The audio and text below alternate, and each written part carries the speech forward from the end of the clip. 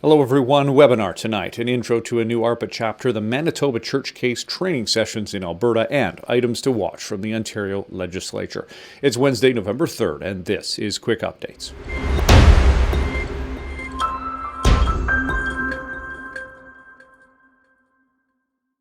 So Levi is hosting a webinar on biblical principles for environmental stewardship tonight at 7 p.m. Eastern and a second time at 7 p.m. Pacific. You can sign up at arpacanada.ca. After last week's fall tour in Alberta, there's been a lot of excitement around some new chapters and school clubs forming up. Megan joins us from the newly formed Lakeland ARPA Chapter. Hi everyone, my name is Megan Brown. I'm so excited to introduce Canada's newest and youngest ARPA chapter, Lakeland ARPA. We've already met with Ed Hoogerdyke, the Alberta manager, a couple times, and just last week we hosted the fall tour. It was a great presentation and really encouraged us to continue to get engaged and to meet with our representatives in government.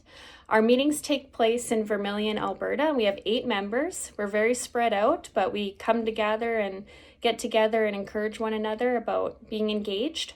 We took part in the Pink Envelope campaign this past spring for the sex-selective abortion bill.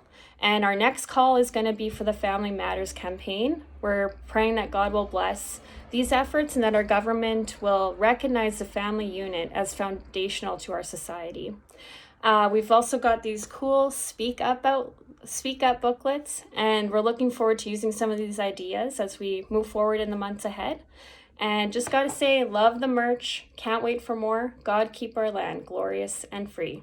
Thanks so much, Megan. If you want to learn more about starting or joining a chapter in your area, you can reach out to your local provincial manager, Ryan in Ontario, Ed in the Prairies, and Levi in BC. You can find their emails on the screen below. Now, a few weeks ago, we received a decision from a Manitoba court on a case that ARPA intervened in. Thanks so much, Colin. So a couple of weeks ago, the Chief Justice of Manitoba in the Gateway Bible Baptist Church case, a case in which ARPA Canada intervened, released his decision. And the decision is disappointing to us because the judge did uphold the total prohibitions on in-person worships as reasonable in the circumstances of a COVID pandemic in Manitoba.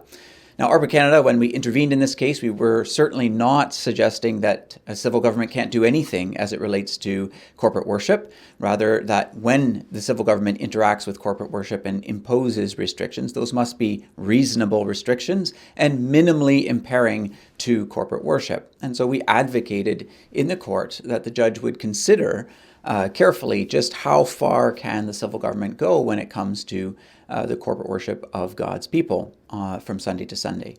The judge did express thankfulness for ARPA Canada. He did express that he appreciated the contributions that ARPA Canada made, but did not go as far as we had hoped. And so we'll wait and see whether or not this case will be under review or under appeal. If that happens, we will be sure to keep you up to date. That's it for me, Colin. Back to you. Thanks so much, André. Now, as conversion therapy bans continue to come into effect across this country, we've been hosting training sessions with churches and office bearers on how to respond. Here's Ed. Hey, thanks, Colin. Well, one more update on the Alberta Conversion Therapy Training Event, Friday, December 3, Saturday, December 4, Edmonton, Alberta, at the Emmanuel Canadian Reformed Church. Love to see folks from Calgary, Central Alberta, Northern Alberta, and of course the Edmonton area.